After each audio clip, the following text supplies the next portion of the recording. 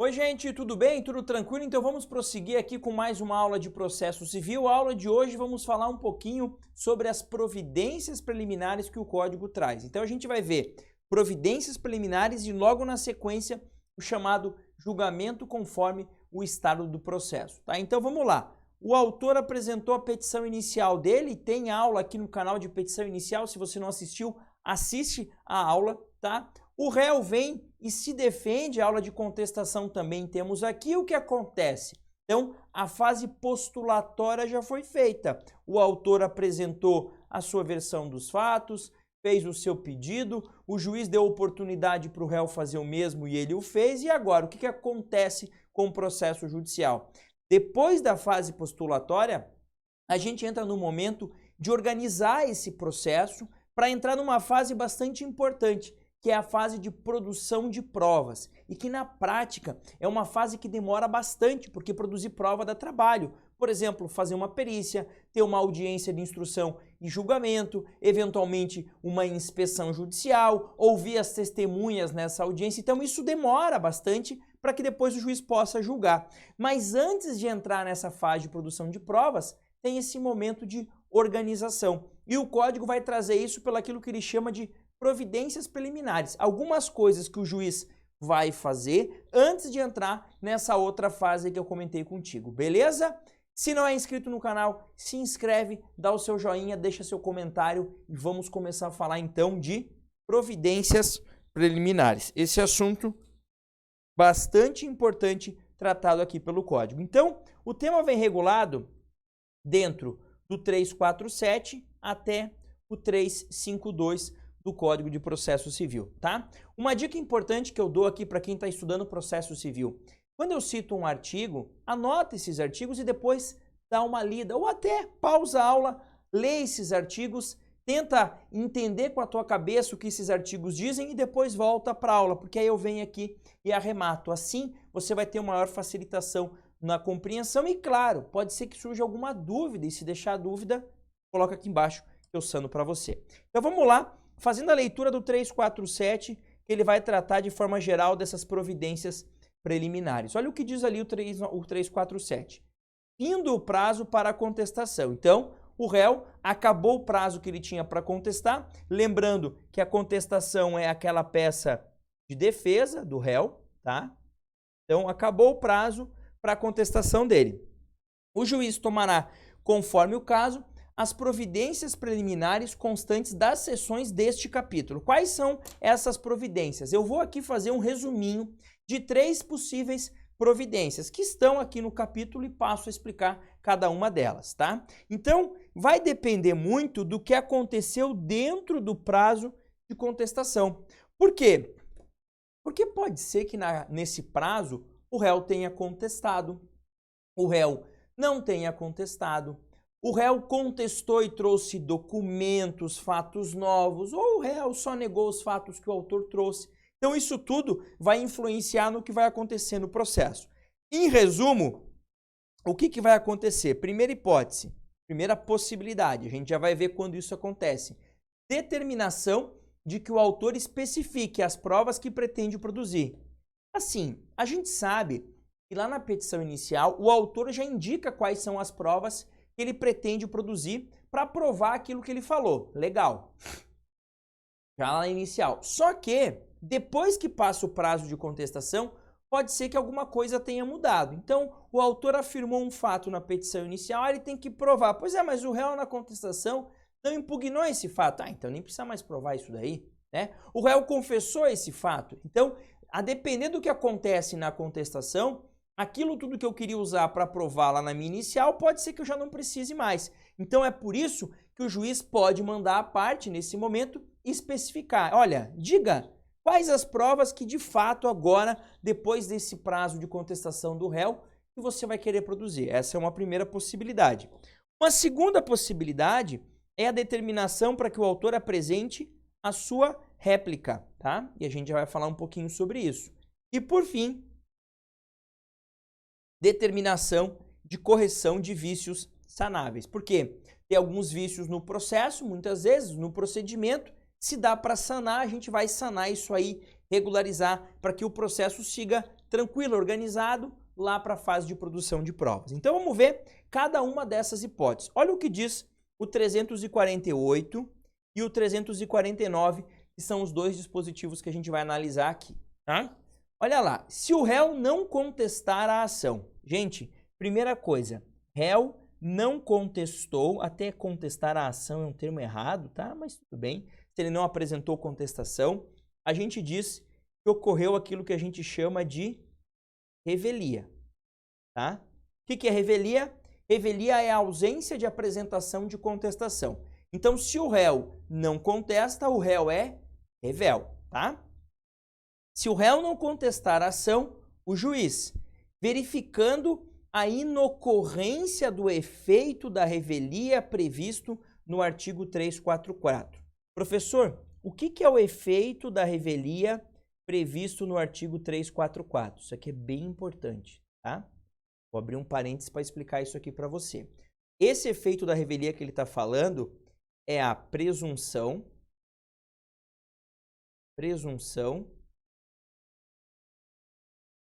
de veracidade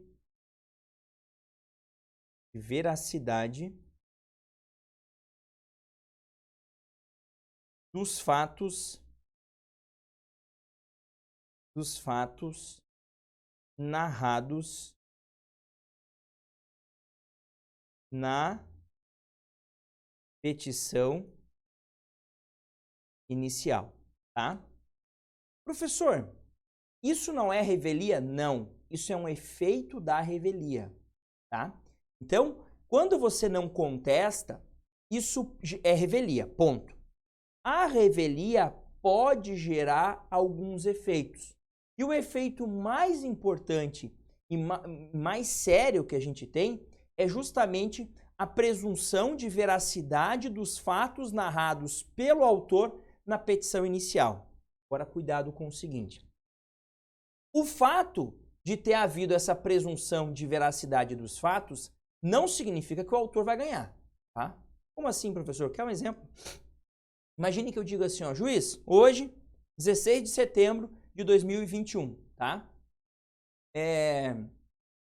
Estou processando fulano porque no dia tal, lá de agosto de 2013, ele furou, avançou o sinal vermelho, bateu no meu carro e me causou um dano, tá? Agosto de 2013. O réu vem e não contesta. O juiz vai presumir, a princípio, que esse fulano, que esse réu, avançou o sinal vermelho lá em agosto de 2013 e me causou um dano. Mas eu vou ganhar essa indenização? Por quê? Em princípio, nesse caso, houve prescrição da pretensão. Então, mesmo presumindo verdade o fato, não significa que vai ganhar a demanda. Por quê? Porque para ganhar a demanda, você tem que ter direito. Então, é o direito que vai reger uma situação fática. Eu comprovo os fatos para o juiz, esses fatos comprovados, eu adequo eles a uma situação, um regramento jurídico, uma regra jurídica, e isso vai me dar um resultado. Nesse caso, por mais que eu tenha sofrido esse dano, tem uma regra do Código Civil que vai dizer a pretensão à reparação civil, que é esse caso, prescreve em 3 anos. Então, já era, tá? Agora, cuidado com a segunda informação que eu vou te dar agora.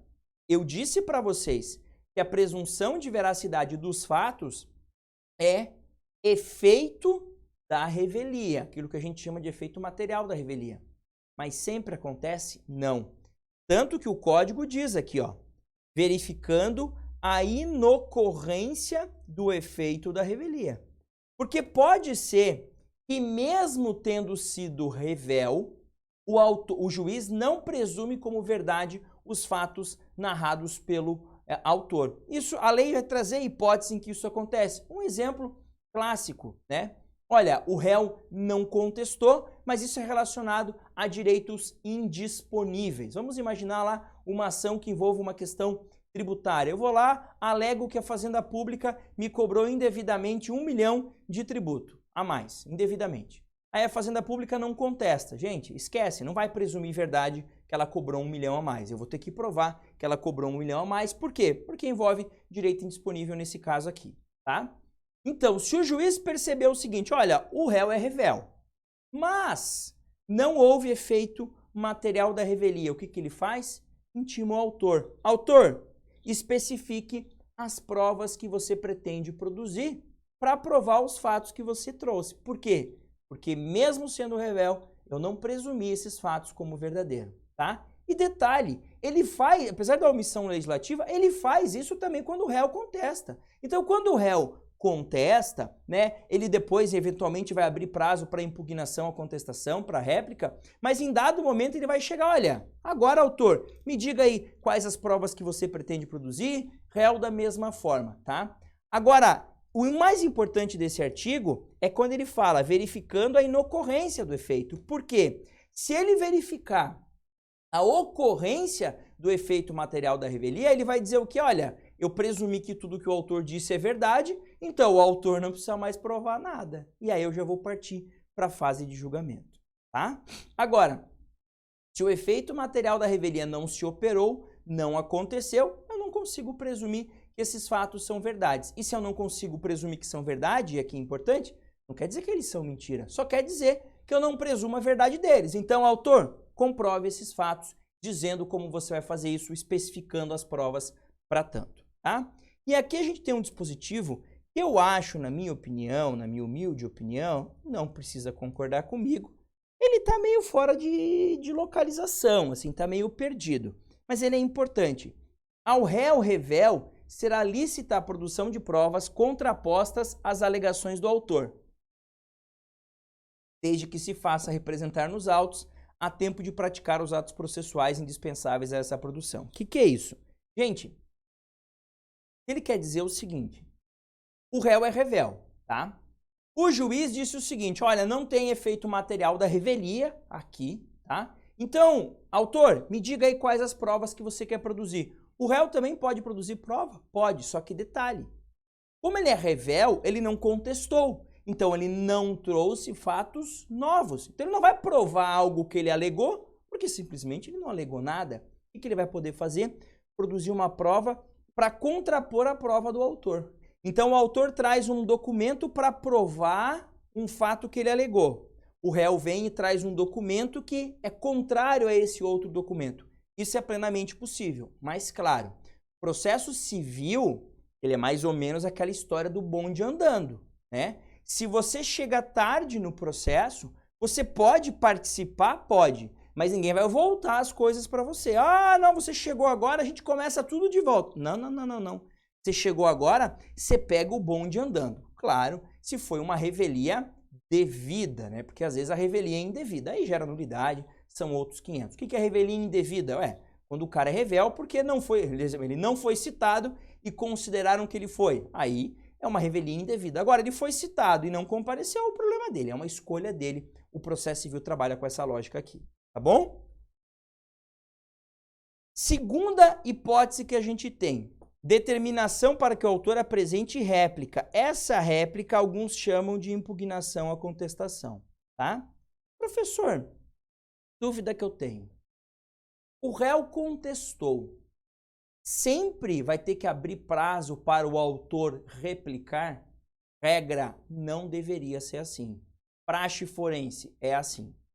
E por que é assim, professor? Porque na praxe forense, o juiz não vai ler a contestação naquele momento. É muito difícil, tá? Alguns juízes amigos meus podem ficar chateados comigo e dizer, eu leio. Tudo bem, mas a maioria não vai ler. A maioria, inclusive, diz, né? Lá no despacho inicial já diz, apresentada a contestação, intime-se o autor para impugnar. Ou seja, ele já apresenta a contestação, o cartório já intima o autor, depois o juiz olha tudo. Mas pela dicção legal, o réu apresentando a contestação, eu só chamo o autor, olha aqui, ó, em duas hipóteses. Se o réu, ao 350, alegar fato impeditivo, modificativo ou extintivo do direito do autor. Gente, se o réu alegar fatos novos. Se o réu trouxer um fato novo, opa, eu intimo o autor para se manifestar sobre esse fato e, inclusive, se quiser, produzir prova sobre esse fato novo, tá? E a outra situação que a gente vai ter de impugnação à contestação são alegação, né, se o réu alegar aquilo que a gente chama de preliminares de mérito. São as matérias ali do artigo 300, preliminares de mérito, que são as matérias do artigo 337. Sempre em 15 dias. Então, quando que o juiz teria que intimar o autor para replicar? Se ele trouxe fatos novos, se ele alegou alguma das matérias de ordem pública, alegou ilegitimidade, alegou incompetência, alegou, impugnou a justiça gratuita, alegou litispendência, alegou qualquer uma do 337, teria que intimar o autor. E tem uma terceira hipótese que não está aqui, que seria se o réu trouxer documentos. Aí, você tem prazo para se manifestar sobre os documentos. Na prática, gente, olha, 98%, tô chutando aqui, mas é por aí, das contestações vai ter uma dessas três coisas. Ou o cara trouxe fato novo, ou o cara trouxe documento, ou alegou preliminar. Ou tem tudo isso na mesma peça. O que o juiz faz? Olha, se eu tiver que ler todas as contestações para verificar se há uma dessas três hipóteses, para só intimar o autor para replicar, vai demorar muito. Então eu já intimo todo mundo para replicar. Gera nulidade? De forma alguma. Tem algum prejuízo? Não, nenhum prejuízo aqui, tá? Mas tecnicamente falando, a réplica não é automática. A réplica deveria existir se o réu trouxe fatos novos, se o réu alegou alguma matéria preliminar na sua contestação, ou seja, alguma matéria de ordem pública lá do 300, não só de ordem pública, né, todas aquelas que estão no 337, então alegou lá uma questão processual, né, as preliminares de mérito, ou ainda se trouxe algum documento. Nessas situações, eu intimo o autor para replicar, prazo de 15 dias. Beleza? Então, essas daqui, as duas primeiras possibilidades. E a última possibilidade, gente, não tem nem muito o que discutir, mas é basicamente o quê? Determinação de correção de vícios sanáveis, como eu falei para vocês. O que é isso? O juiz percebe que tem algum vício que pode ser corrigido, a lei vai dizer que ele deve conceder um prazo não superior a 30 dias para justamente corrigir esses vícios. Então, é o seguinte, eu estava olhando aqui e eu percebi que está faltando procuração aqui da parte autora. Intima para regularizar isso daí. Então, é o momento de corrigir eventuais vícios que podem existir dentro do processo. Claro, vícios sanáveis, vícios de fácil solução. Porque a ideia aqui é organizar o processo para preparar para depois ir para a produção de prova. Beleza? Gostou do conteúdo? Dá o seu joinha, deixa o seu comentário, a sua dúvida aqui embaixo. Não é inscrito, se inscreve e, por favor, compartilha com os amigos. Esse conteúdo não custa nada, você me ajuda aqui a continuar produzindo esse conteúdo para você. Beleza? Na volta do bloco, eu já te convido para a próxima aula, onde a gente vai falar em julgamento conforme o estado do processo, um tema bastante importante. Grande abraço e até mais.